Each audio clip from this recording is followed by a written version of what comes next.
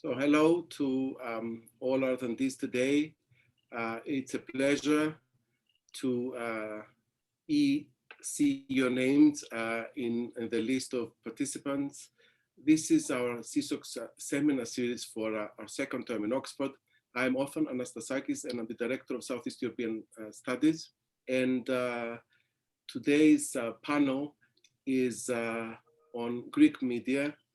And it's part of the seminar series that we have been convening during this term, which is on the quality of democracy in Southeast Europe. Now, we have already discussed mostly cases in the Balkans, and especially looking at themes such as ethnopopulism or elections or issues like the rule of law, in order to kind of discuss whether there is a democratic backsliding. And media is one of the themes which is very prevalent when we talk about the quality of democracy in the region of Southeast Europe. That varies, of course, from examples of media suppression like we see in Turkey, or where there is a very strong executive control, or fake news, or misinformation that we are seeing in many other countries in Southeast Europe. And indeed, all those organizations that measure democracy, they don't have kind words to say about the way media is operating as a result, of course, of the strict control that exists in many of these countries. Now, the Greek case in particular that we are dealing today is, we believe, an interesting case because it's kind of a hybrid experience of a long tradition of free speech, but at the same time, a lot of connected interests and linkages between the state and the media landscape. And for that discussion today, we have an excellent panel of experts, Greeks, that know Greek media very well. And I'm not going to introduce the speakers because this is something that Tim Vlandas is going to do on our behalf. But I will briefly introduce Tim, who is an associate professor at the social policy, the Department of Social Policy and Intervention in Oxford. And he's also a fellow at St. Antony's College, a very good colleague and friend, and a scholar that has written extensively on European political economy issues with a focus on welfare states, labor markets, inequality, and far-right support, and has done work on Golden Dawn in Greece as well. Now, the rest, I'll leave it with Tim. I will disappear from the screen, and I'm looking forward to this excellent discussion by thanking our speakers who so kindly came in this Zoom meeting to discuss this very important issue. Over to you, Tim. Thank you so much, Ofen, and welcome to this virtual seminar. It's my pleasure to chair this fantastic event. And as Ofen says, democracies around the world are currently experiencing significant destabilizing forces. And I think at the core of these tensions lie questions about the sources, production, and allocation of information in our societies, how societies speak to themselves and how individuals and different interests acquire and process information about developments and policies affecting them. So to speak to these wider themes in the case of the Greek media, which I think both in terms of the economic and political institutions of that case is very relevant, we have a fantastic lineup of speakers and discussants. First, we will hear from Lamprini Rori, who is lecturer in politics at the University of Exeter. This will be followed by an intervention by Roman Gerodimos, who is Associate Professor of Global Current Affairs at Bournemouth University. And to offer some initial thoughts and structuring incisive comments, we have our very own Stathis Kalyvas, who will act as discussant. Stathis is the Gladstone Professor of Government and Fellow at All Souls College at Oxford University. He's also a Fellow of the British Academy. So the speakers will speak each for about 15 minutes max, while Stathis will speak for about 5-10 minutes, a big maximum. And I will tell each speaker when they have 2 minutes left. If you have questions that come to your mind while the speakers are offering the presentation, you can write them in the Q&A, and not in the chat box. So without further ado, Lamprini, the floor is yours. I'll let you know when you have 2 minutes left. Thank you.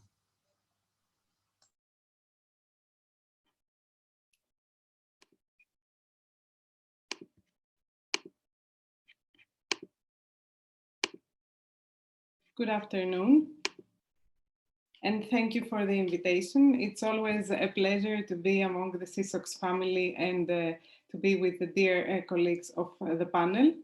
During my 15-minute presentation, the main thesis that I will try to develop is that there is not an absolute answer to the main question. The media in Greece are neither completely free, nor fully dependent. And like in most countries, there is a dynamic of interdependence between media and politics, and the power of balance between media and politics since the transition to democracy, which happened in Greece in 1974, varies. So this relationship is a reciprocal relationship, the equilibrium of which defines at large three things: the media freedom, the quality of journalism, and the quality of the political class. All my arguments stem from primary research conducted for my PhD and from a paper that I co-author with Antonis Kalogeropoulos and Dimitra Dimitrakopoulou, which is currently revised and resubmitted. So let me first show you some comparative data from our paper. The sources are from surveys of the Reuters 2017 and 2019 digital news report, the standard Eurobarometer of 2019, and the Pew Research survey of 2018. This first slide shows answers on questions about perceptions on media freedom. The question is asked in different way by each survey, but the answers point towards the same direction regarding Greece. The share of Greek respondents that trust the news media is significantly lower than in the other countries. And the share of Greek respondents that agree that the news media is free from undue political and commercial influences is significantly lower than in all countries. So further from this lack of trust in the traditional media, we see patterns of alternative news consumption. This slide has answers from the 2019 digital news report. Greece here is also an outlier in the sample, but this time it figures first and not last. The share of Greek respondents that uses a digital-born outlet for news is significantly higher than in the other countries. And the share of Greek respondents that use social media for news is significantly higher than in the other countries. And also the share of Greek respondents that use both social media, blogs, and digital-born outlets is also significantly higher than in the other countries. This slide compares the trust in news media versus the trust in social media in helping respondents distinguish fact from fiction.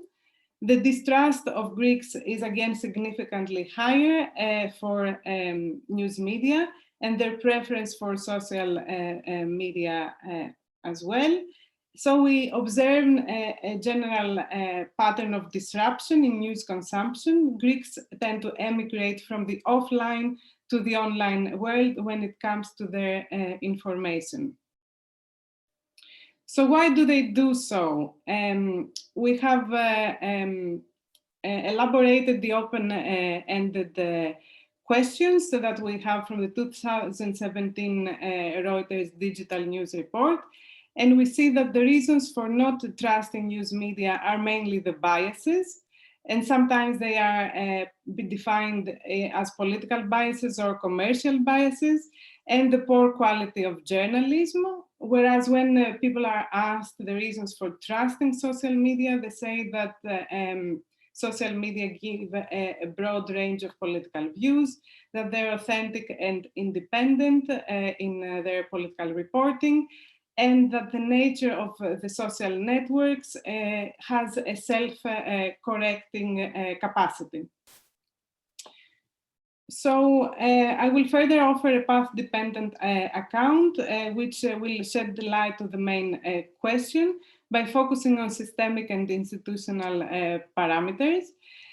Greece, according to the very famous and influential classification of Halin and Mancini, like all other Southern European countries, belongs to the polarized pluralist model, some characteristics of which are the strong state and the weak civil society, an extended polarization and conflict, which is chronicle, clientelism, lack of clarity or regulation in the legal framework, and the media party parallelism, which is a term that they use in order to show these interwoven relationships that exist between those sectors and institutions.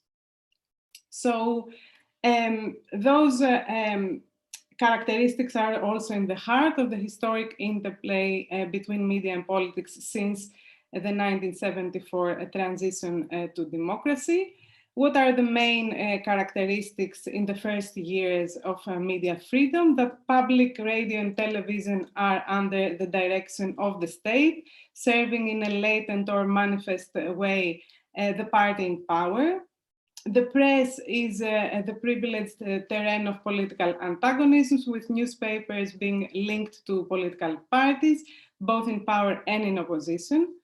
So we have state paternalism and propaganda, which went hand in hand, favoring the interests of the party in power. But we also have a press which, even though it was not party press, like for instance for the left it was Rizospasis for Koukou, the press was nonetheless with a strong political identity. In 1989, private television and radios were introduced, but this deregulation was done in a sauvage manner, as we say in the literature, because it followed political scandals and a tension that existed in political life back in the times. And this has transformed both the configuration of the relations between the political class and the media entrepreneurs and the balance of power between them. So the equilibrium in this relationship has progressively turned in favor of the business people. And in order to hinder the additional empowerment of the media vis-a-vis the political class, governments invested in state advertising and subsidies. So the interdependence between the political and the media worlds became even more complicated as so long as the mediatization of political life has gained ground. So after the first era in which the media were serving political antagonisms, then in the 1990s and in the 2000s, political actors aligned with or even satisfied entrepreneurial interests of media owners, and those later were exchanging their services with news coverage favorable to the political class. Now, what are the effects of this situation? The first is that this has created a disproportionate size of the media sector in comparison to the demand that was in the market. The supply of news provision has exploded, and the political leverage of the press has maintained its size in uneven levels, with press subsidies serving in order to silence, let's say, the opposition or criticism. This has, of course, had an impact to journalistic professionalism. The journalists had to satisfy those shifting interests of the media patrons, and this has created discrepancies among journalists over time. We have had two classes of journalists, those who in the 90s have become stars, and others which were, as it is called in our interviews, the proletariat of journalists. This professional insecurity and the low payments led journalists to conduct multiple jobs at the same time. So they had roles as journalists, but also as communication experts in private companies, for instance. And they were also in payrolls of political parties or in the public sector. And those multiple dependencies of course, have led either to direct interventions, but most of the times what I have found mainly in the interviews that I conducted was that journalists have self-censored in order to align with the media for which they were working for. And then the financial crisis came in 2010, which has revealed all those weaknesses and the practices of a truncated media market. The imperative for fiscal consolidation has led to cuts in indirect subsidies and advertising. Of course, there was lack of liquidity for bank loans to media outlets, and the media entrepreneurs, who were also public contractors, have had less profits. So they had difficulty in financing their media companies. This again has changed the balance of power and it has created an unstable situation in the relationship between the media and the political entrepreneurs. There were the reflections of this situation, especially in the first years of the crisis, were abrupt and frequent changes in the political line of the media. Also, many media conglomerates and individual outlets have closed. Since 2009, we have 83 press outlets in Athens and 4 in Thessaloniki, 13 TV stations and 9 radio stations that stopped functioning. Since 2010, we have some which though have reappeared or have appeared. And in 2012, we have 15 national daily newspapers, 12 national daily sports newspapers, 4 national business newspapers, 17 Sunday papers, and 11 national weekly papers. Nonetheless, the legacy in the news media business has shrunk.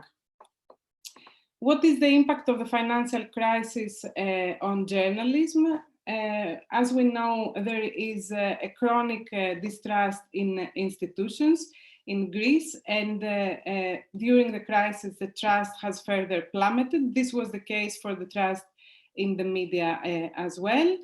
And this lack of trust and the lack of shrinkage of income has alienated further the citizens from the mainstream media sources of information. There was a very weak propensity to pay for the news due to this situation of grievances, but also income losses. And this has led to media reducing their expenses over wages and the media productions.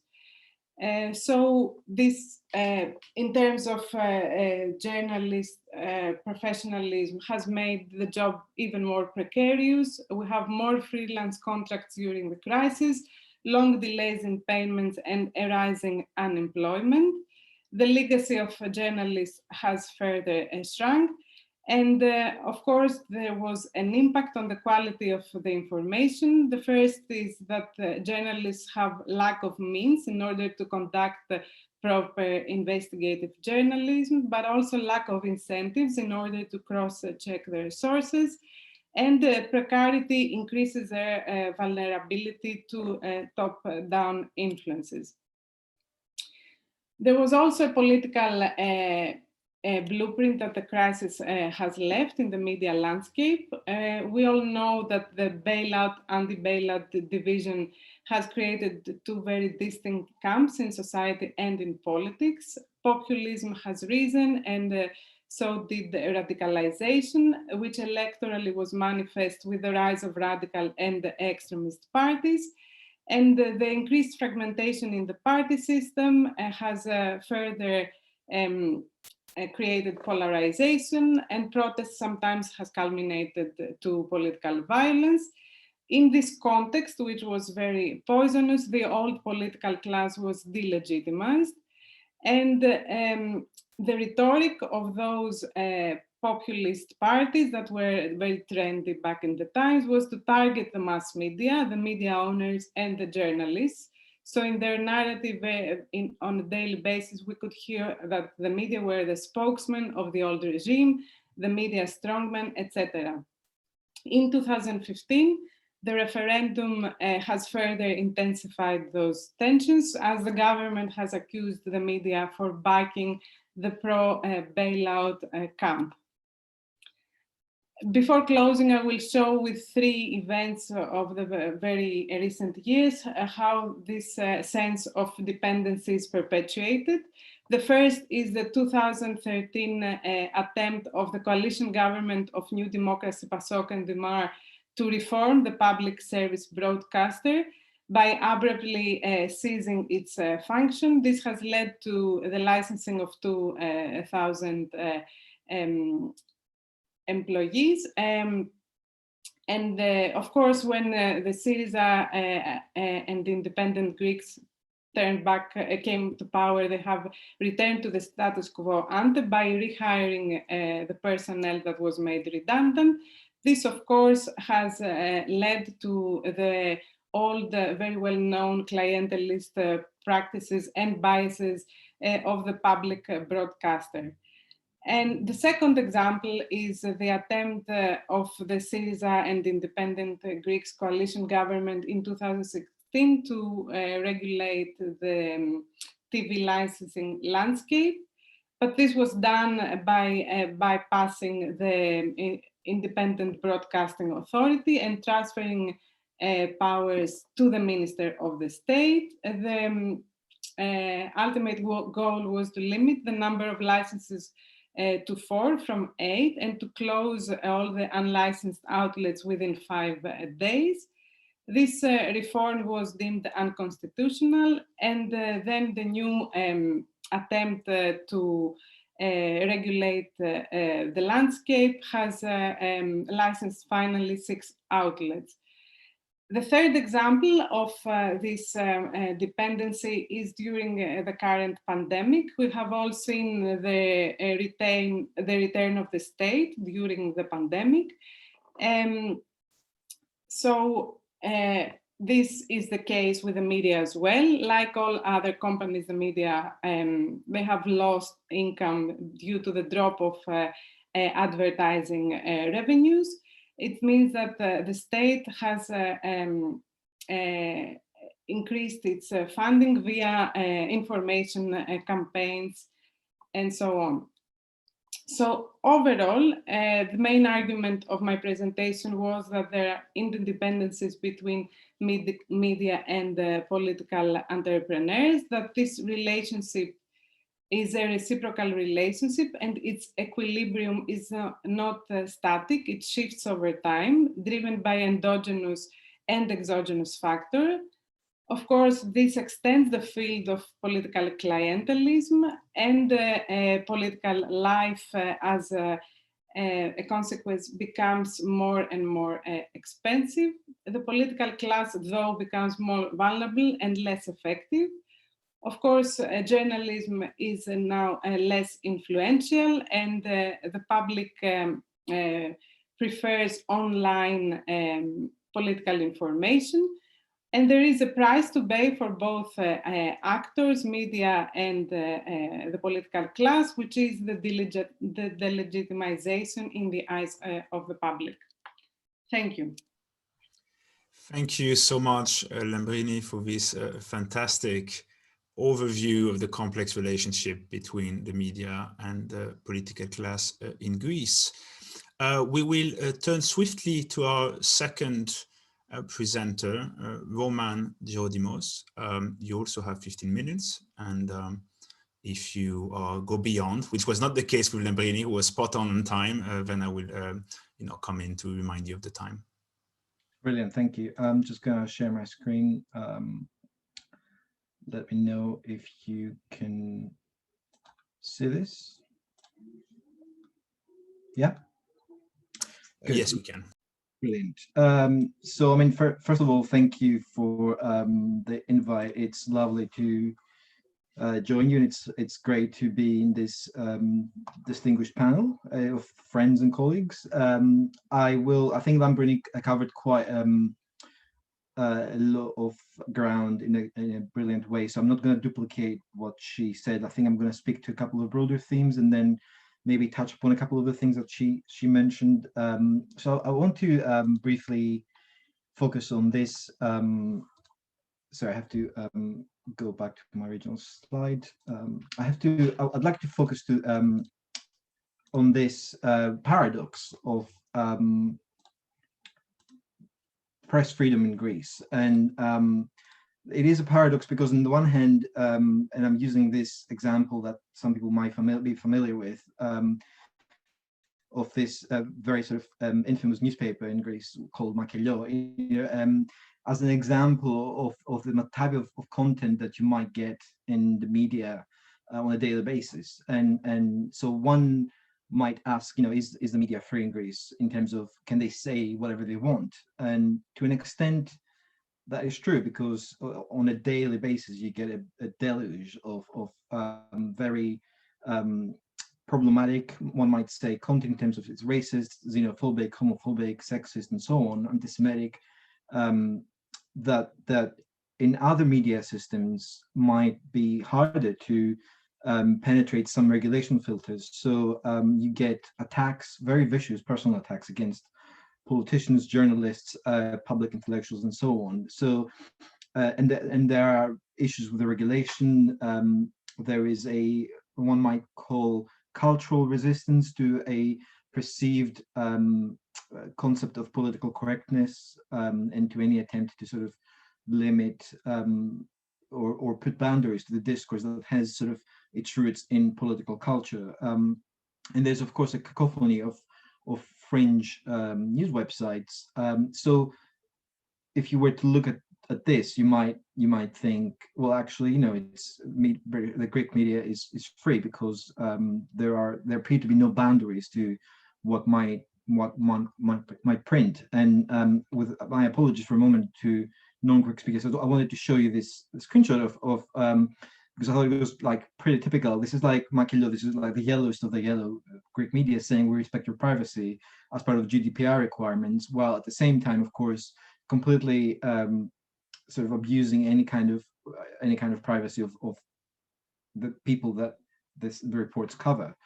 So on the other hand, there are many limitations. Lamprini touched upon some. I'm not going to repeat them. And one of them is Greece has been scoring consistently low in press freedom rankings. So one of them is the press freedom in the EU of Reporters Without Borders. You can see that Greece is very low.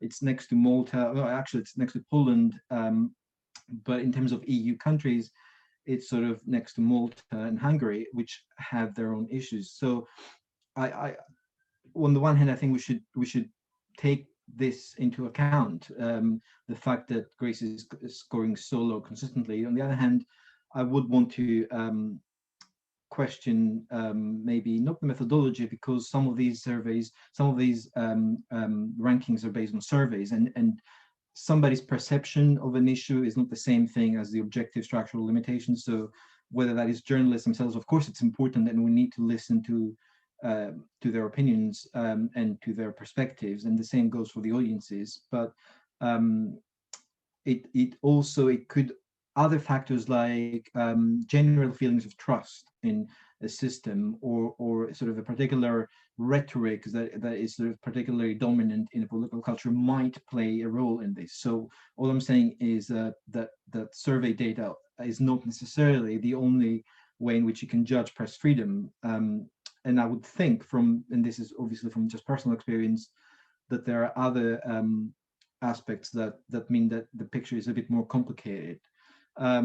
One other issue that is commonly mentioned in these rankings, and I think is to an extent true, is physical attacks or threats against journalists from terrorist groups, from the far right or the far left in the political system, and there's certainly a history of political violence growing from sort of the November 17 attack against Homopharatus to the assassination of Socrates Giolius, to more recently bombings in like major newspapers and TV stations. And that is sort of being, without wanting to kind of like paint a very dark picture, it is something that is there and it's been going on for a very long while. So that does exist. And then, as Lamprini said, there's a weak regulatory system. The regulation of television has been problematic from day one. There's a very weak audiovisual council. There is a partisan union of journalists that is not particularly credible. And there's a clogged up justice system, which means that if you try to like sue somebody for libel, God knows when your case is going to reach the court. So all these factors actually do create some friction in terms and barriers to freedom. And then, of course, there are the ownership structures and conflicts of interest that Lamprini mentioned. I'm not going to go into any further on that because I think that's pretty well sort of established. And then there are also the government pressure in terms of direct pressure from advertising and indirect, which could be just restricting access to information. And the one thing I'm going to say is that that's actually true in many countries, and we've seen in the White House, we've seen in Downing Street a daily struggle between very senior journalists and some of the most well-established news organizations, including the BBC, being bullied and threatened with sort of being, withdrawn access or withheld information, leaks and so on from the government, from the press secretary of the day. And that goes back decades. Bernard Ingham, or Margaret Thatcher's press secretary, or Alistair Campbell, Tony Blair's press secretary, were infamous for twisting arms and so on in the media. And we're not, in Britain is not a country or a system that is considered traditionally to not have press freedom, but or you still have like D notices in Britain, which restrict, which give the government a tool to control information when it thinks that it will harm national security. So I'm not saying this to make, it's not like whataboutism. I'm not saying this to say, oh, everything's great in Greece. What I'm saying is that some of these restrictions to press freedom go beyond individual countries and are common. And despite these issues, I don't think we can say that the entire press in Greece is for one or against one party or one party leader. And there's definitely not kind of like a Soviet-style narrative coming down from the media. It's very pluralistic. There are many pockets of quality content. I mean, anybody who accesses regularly international media you'll see that the Sunday newspapers, for example, some of the best Sunday newspapers or some of the best radio programs could be are of equal quality to other and have pluralism of views. You'll often see an article by Stathis, who's here in the panel, adjacent to an article in the same newspaper arguing the completely opposite view. So I think yes, there is self-censorship, but you also see quite impressive range of views within the same media on a very regular basis. And I would also say that it's and this is purely anecdotal from personal experience, that I found the Greek media system to be very porous, which means that the barriers of entry for people who, whether that is sort of public intellectuals or academics or journalists, it's not as impenetrable from a class perspective or from a educational background as the British one might be. And I think that's another thing that we don't often think about when we think about press freedom, but it's also a factor. But what these pressures do mean, of course, is that it's hard to do good investigative journalism. There are huge conflicts of interest, and as Lamprini said, one of the commonest one, given the conflicts of interest in terms of the proprietors owning, I don't know, football clubs and major conglomerates and so on, is, are you prepared as a journalist to write something against a company or a person that is associated with your proprietor? And of course that's the same maybe in other countries, but it's perhaps those silos between the proprietor and the editors are perhaps less sort of pronounced in Greece than in, for example, Britain. Of course, physical threats and indirect pressures can act as a deterrent. You do see huge copyright, like on a colossal scale, copyright infringement and plagiarism, which is indirectly related to freedom, I think. And generally, I think the issue of quality is important here, because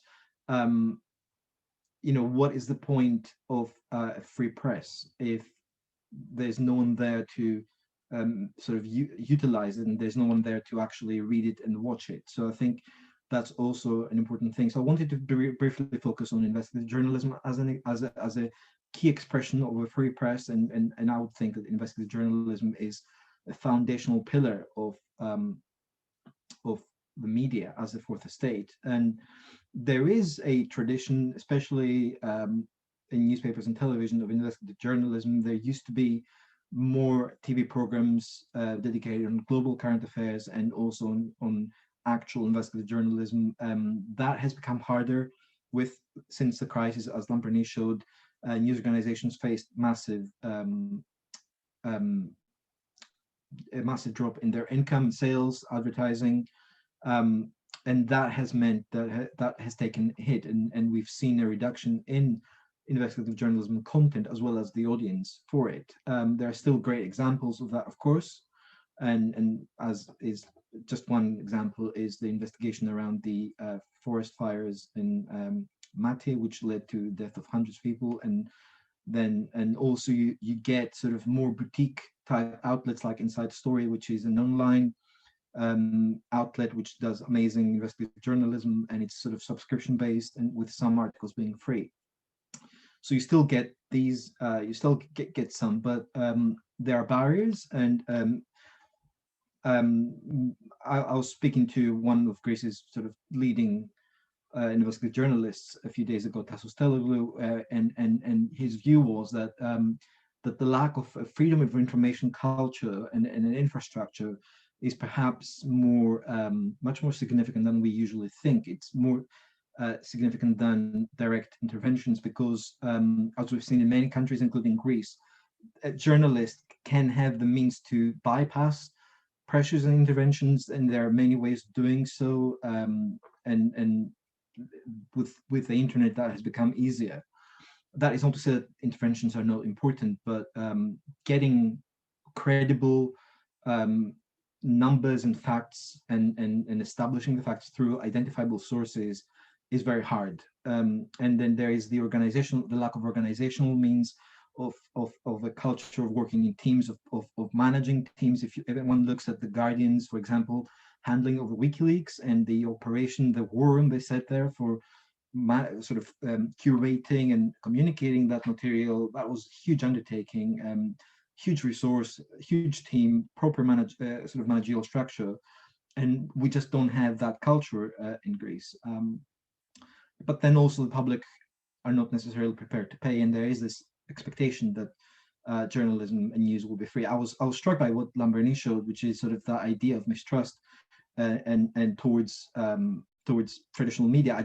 I can't get my head around the fact that if you don't trust, I don't know, like a mainstream well-funded news organization, that you'd go to like a fringe conspiracy theory website because apparently that would have better journalism, or it would be more reliable, it wouldn't have a bias. I mean, it just doesn't make any sense. So for me, that argument, I think there's a paradox there that kind of like makes that argument a little bit problematic. And the final thing is lack of media literacy in terms of people being able or unable to distinguish rumor and fake news from serious investigative report. And so this is from Reuters Institute, I know is represented here today. And if you look at top brands and their weekly reach, you will see a lot of media outlets that I would not consider necessarily to be mainstream or quality, or at least associated with like a sort of a good infrastructure of on-site reporting, investigative reporting, and so on.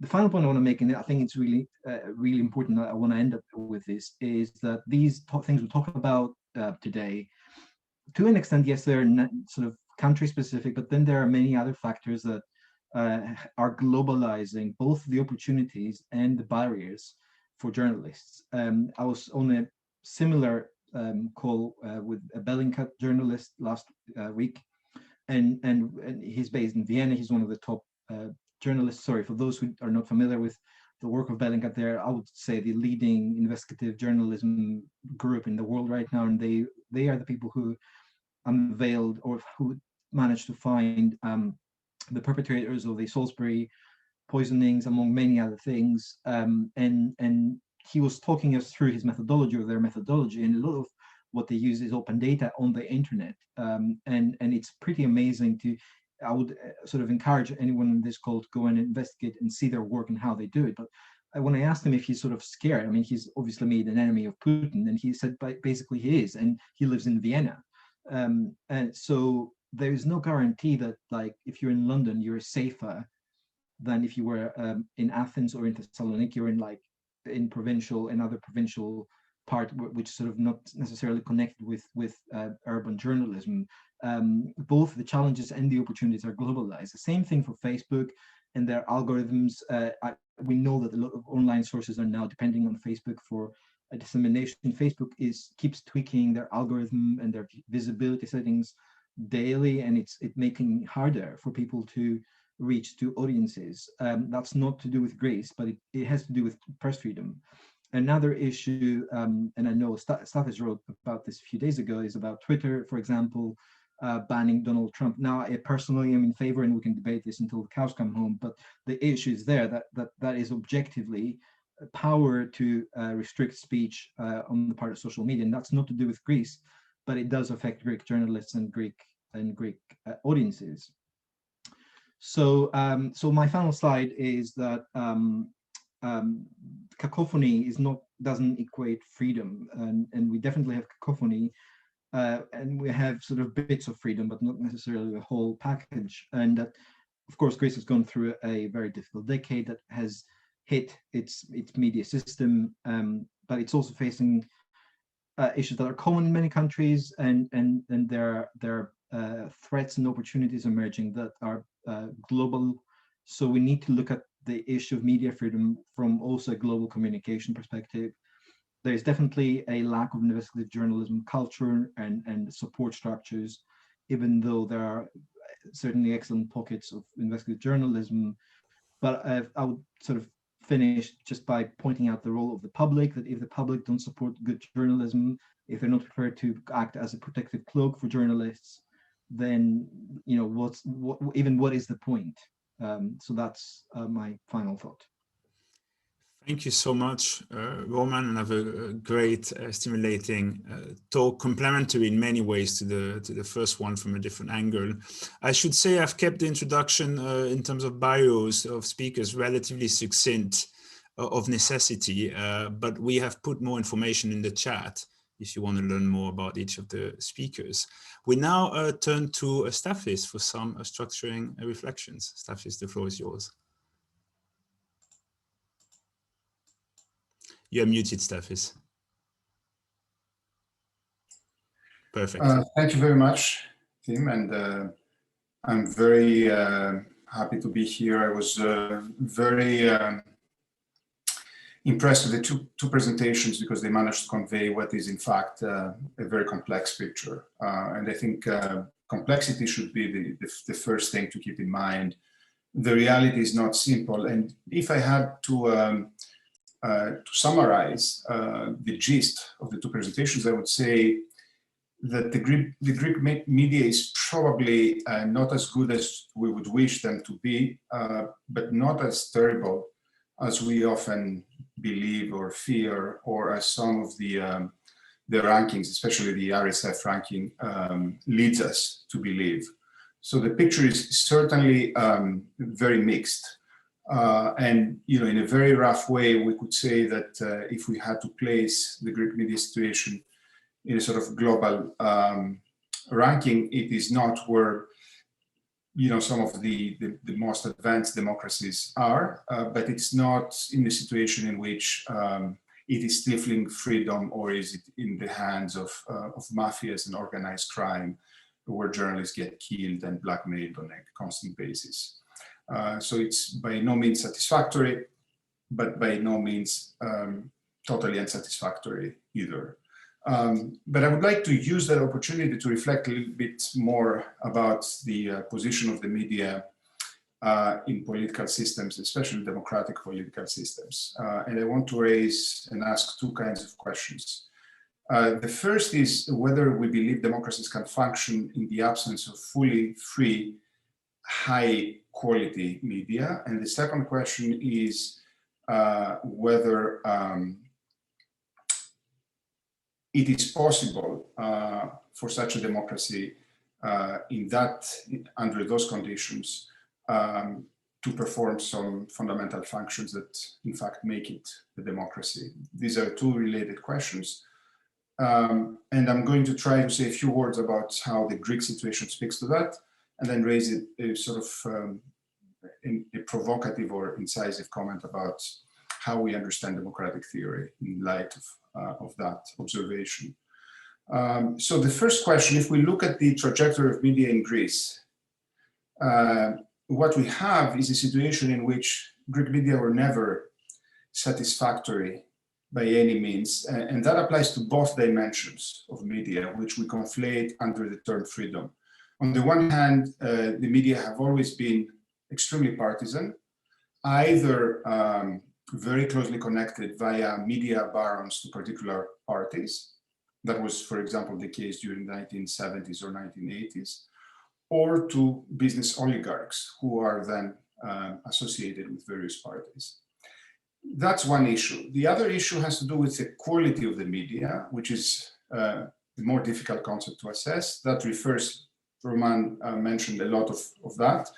One side has to do with the ability of the media to conduct high quality journalistic investigations that offer answers, uncover scandals, point to various types of misbehavior. And the other has to do with the idea of credibility and authority.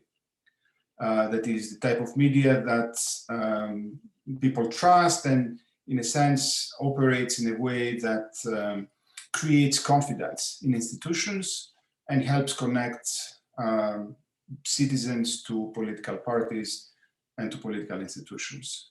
So these are two distinct, or perhaps even three distinct issues that we shouldn't confuse, and the answer to each of those can take a different value.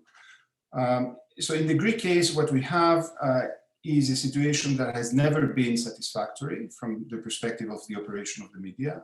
As I said, always partisan, never totally free in that sense, and rather low quality. There was never a period in which the Greek media operated as a sort of high quality press, even when the quality of opinion journalism was high. As Roman pointed out, the quality of investigative journalism was low. However, no one would question that the quality of Greek democracy in terms of participation, in terms of alternation in power, in terms of the possibility of new political entrepreneurs to enter into the system has been unsatisfactory. The Greek system has been pretty free, pretty well operating throughout all these years. And that leads me to ask, the second question, which is it possible to think of a reasonably well operating democracy without reasonably well operated media? And in fact, I think that is much closer to the reality than we think. Very often the discussion about quality of the media has an aspirational dimension, which I think, in a sense, we are comparing the actual operation of things to an idea that we have, which is not fully realized even under the best conditions. And I'll offer you two examples. In the best, most advanced democratic systems, the media have never been free of all kinds of influences, especially business owners. The name of Rupert Murdoch has been a key name both in Britain and the United States. So the idea of fully free media was never really a full reality even in those systems. And also the second dimension, which is the sort of high quality, high authority media, have failed in many critical circumstances. And the example that I always have in mind is the way in which the New York Times, for example, led the educated American public to support the invasion in Iraq in a way that, in retrospect, seems pretty horrible. So this was a major failure, and I'm left wondering whether an equilibrium in which people have low trust across the media to a situation people have high trust in media that are not really doing their job as they are thought of is not perhaps, if not better, at least not as, not that worse. Especially in a media landscape that's characterized by a variety of players, by social media, by an unequaled access to non-Greek media sources. We have a situation that I wouldn't call a good equilibrium, but certainly a much more competitive equilibrium in general. And I'm going to close by taking this thought one step further and ask the question of whether perhaps our idea of democracy or democratic theory isn't a bit too demanding and too idealistic. The way I think of democracy is a very minimal one, very Schumpeterian, in the sense of making sure that we have a pretty open political competition and that political parties can succeed each other under conditions of conflict, but also conditions in which this conflict remains within the realm of institutions. And I would argue that if we adopt this kind of perspective, which goes against a perspective of, of high quality deliberation, of fully informed citizens, which I like as an ideal, but I find very much removed from reality in even under the best circumstances, then I think that it is possible for democracies to operate reasonably well with media that are just good enough, where the worst excesses are avoided and where we have a competitive environment in which equally bad media compete against each other, and in which we have this kind of ambivalent picture that was painted in those presentations. If that is the case, then of course things could improve considerably, but things are not as bad as we may want to think of, not because Greece is an exceptional case, but because democracy and the media operate in Greece in a way that is good enough for them to operate in a way that functionally fulfills most of the objectives of a system, which, after all, and I'm going to close with this statement, managed to withstand a close to 30% GDP loss in the last 10 years without any major excess or any collapse of democratic institutions. So I'm going to stop here. And thank you very much for those two very insightful presentations, which I learned a lot from. Thank you so much, Stathis. That was wonderful. Before opening up to a couple of questions we already have in the Q&A, do keep them coming. Let me return very briefly back to the speakers and just pile on one very quick question, abusing my prerogatives as the chair. Does, in light of what you both said and what Stathis said, does Greek democracy experience such resilience despite a dysfunctional media, or because its media is, after all, not so bad and is embedding the cleavages that we see? So with that, let us go in reverse order and start with Roman and then Lamprini. Oh, I love that question. It's really good. It's hard. So, I mean, yeah, I agree with you that in an interesting way, the sort of entrenched partisanship and differences and pluralism / cacophony of the Greek media almost acts as a fail-safe for democracy, in that it's extremely difficult to have a much more like authoritarian system being imposed, because I think the readership and audience structures and the